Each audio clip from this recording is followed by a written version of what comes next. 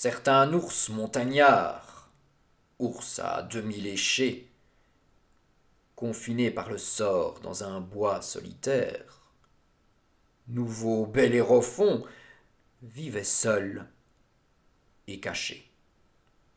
Il fut devenu fou. La raison d'ordinaire n'habite pas longtemps chez les gens séquestrés. Il est bon de parler, et meilleur de se taire, mais tous deux sont mauvais, alors qu'ils sont outrés. Nul animal n'avait affaire dans les lieux que l'ours habitait.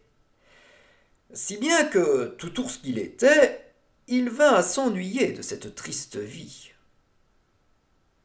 Pendant qu'il se livrait à la mélancolie, non loin de là, certains vieillards s'ennuyaient aussi de sa part. Il aimait les jardins, était prêtre de flore, il l'était de Pomone encore. Ces deux emplois sont beaux, mais je voudrais parmi quelques doux et discrets amis.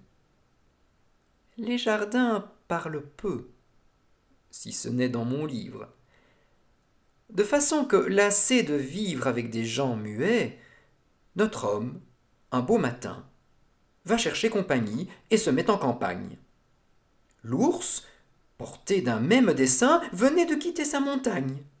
Tous deux, par un cas surprenant, se rencontrent en un tournant. L'homme eut peur. Mais comment esquiver et que faire? Se tirer en gascon d'une semblable affaire est le mieux. Il sut donc dissimuler sa peur.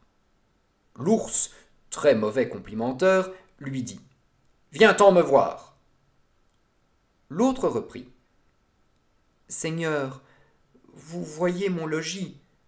Si vous me vouliez faire tant d'honneur que d'y prendre un champêtre repas, j'ai des fruits, j'ai du lait. Ce n'est peut-être pas de nos seigneurs les ours le manger ordinaire, mais j'offre ce que j'ai. » L'ours l'accepte, et d'aller. Les voilà bons amis avant que d'arriver. Arrivés, les voilà se trouvant bien ensemble.